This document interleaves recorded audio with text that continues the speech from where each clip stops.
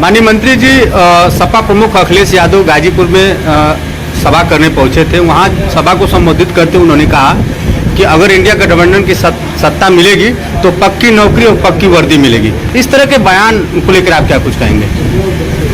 ये वही समाजवादी पार्टी है जिसने पुलिस की, उत्तर प्रदेश पुलिस की भर्ती में इतनी व्यापक गड़बड़ियां की, घालमेल किया कि इसके बाद में एक पूरी नई व्यवस्था बनानी पड़ी।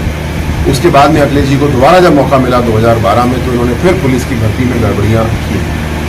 आज उत्तर प्रदेश अच्छे से जानता है कि कौन ईमानदारी के साथ भर्ती करता है, कौन ईमानदारी के साथ में सरकारी कर्मचारियों को प्रमोशन देता है। आज उत्तर प्रदेश का कोई भी व्यक्ति अखिलेश जी के ऐसे झांसे में नहीं आने वाला। समाजवादी पार्टी ने जब भी पुलिस की भर्ती की तो उन्होंने केवल भ्रष्टाचार और भ्रष्टाचार को ही आधार बनाया और केवल एक ही जाति के लोगों को उत्तर प्रदेश में भरने का काम किया। पार्टियों से हम सब बहुत सचेत हैं, होशियार हैं। अखिलेश जी की ऐसी कोई भी चाल अब नहीं चलने वाली। आज मोदी जी ने, योगी जी ने जो नौकरियां हम लोग को दी हैं, अवसर दिए हैं सरकार में, निजी क्षेत्र में, हमारे बच्चे अपनी काबिलियत के आधार पे उसमें प्रतिभाग कर रहे हैं और आगे बढ़ रहे हैं। देखा जाए तो वर्तमान सांसद अफजाल अंसारी कहीं भी जनसभा अगर कर रहे हैं तो वो अपने भाई मुख्तार अंसारी के नाम लेकर सहानुभूति बटोरने का कार्य कर रहे हैं। क्या कहेंगे इस वाक्य को लेकर? इस बात हमारे लिए बड़े गौरव की बात है कि आज योगी जी ने पूरे उत्तर प्रदेश को माफिया मुक्त किया है।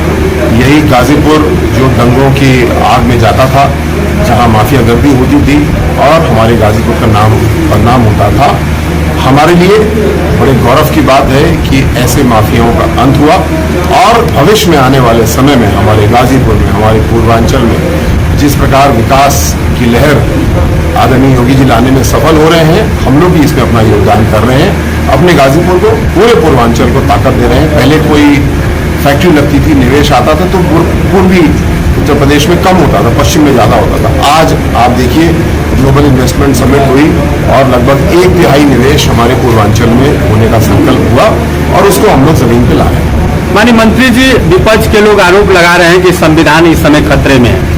अगर भाजपा जीतती है तो संविधान को खत्म कर दिया जाएगा, इस तरह के वो बयान दे रहे हैं। क्या कहेंगे? संविधान को नुकसान पहुंचाने का सबसे बड़ा काम कांग्रेस ने किया था 1975-76 में, इमरजेंसी लगा करके हमारे आपके मौलिक अधिकारों को हनन करके और साथ साथ ऐसे कानून बना के कि प्रधानमंत्री के चुनाव को कोई न्यायालय नहीं सुन सकेगा, ऐसी बातें करके। तो सबको स्पष्ट रूप से मालूम है कि संविधान किसने बनाया? बाबा साहब ने बनाया। उनका सम्मान भारतीय जनता पार्टी ने किया। भारतीय जनता पार्टी की मोदी जी की सरकार में और उससे पूर्व में स्वर्गीय अटल बिहारी वाजपेयी जी की सरकार में हमेशा संविधान को ताकत देने का काम किया गया। आरक्षण को और ताकतवर और परिष्कृत देने का काम किया गया। ये आज जो अफवाह फैलाने की कोशिश कर रहे हैं, कोई इस झांसे में नहीं आ रहा। राहुल जी स्वयं अपने कांग्रेस का इतिहास देखिए, किस तरीके से संविधान का अपमान, संविधान को कमजोर करने का काम कांग्रेस ने किया है। माननीय मंत्री जी, लास्ट सवाल आपसे है कि सपा प्रमुख, सपा के प्रत्याशी अफजाल अंसारी के समर्थन में जनसभा की है गाजीपुर में।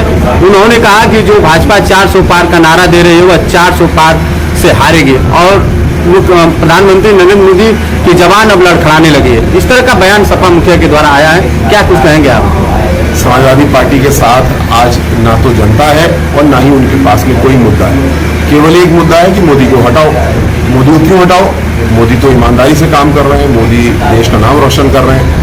तो आज जनता मोदी जी को हटाने के लिए, मोदी जी को तीसरा सेवा काल देने के लिए काम कर रही है और समाजवादी पार्टी के लोगों को सिरे से पिछले 3 चुनाव में खारिज कर चुकी है, इस बार भी खारिज करेगी। लास्ट प्रश्न आपसे, देखा जाए तो उन्होंने एक आरोप और भी लगाया। उन्होंने कहा कि सरकार में जितनी भी वैकेंसी आई या परीक्षाएं हुई, सबका पर्चा लीक हुआ, लेकिन सरकार के तरफ से अब तक कोई कार्रवाई नहीं की गई। क्या कुछ कहेंगे सर? समाजवादी पार्टी ने एक आमूलचूल आकंठ भ्रष्टाचार में डूबी व्यवस्था के तहत भर्तियां की।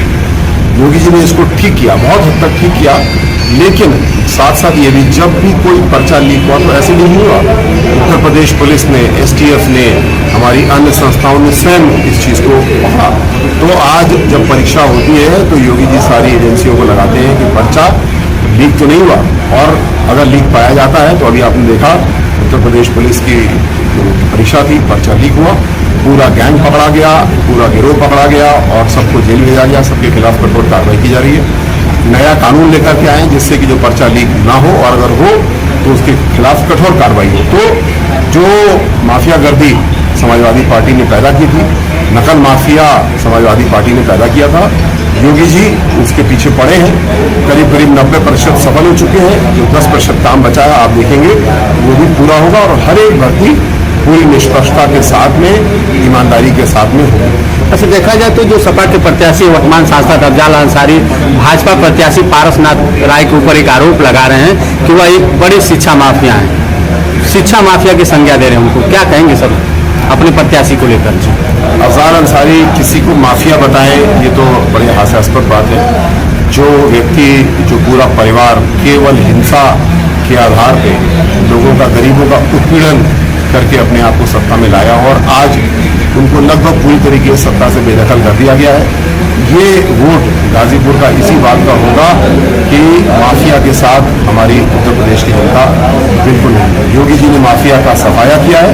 हम लोग योगी जी का साथ देते हैं, मोदी जी का साथ देते हैं, क्योंकि हम लोग कानून से चलने वाले लोग हैं, माफिया का विरोध करने वाले लोग हैं।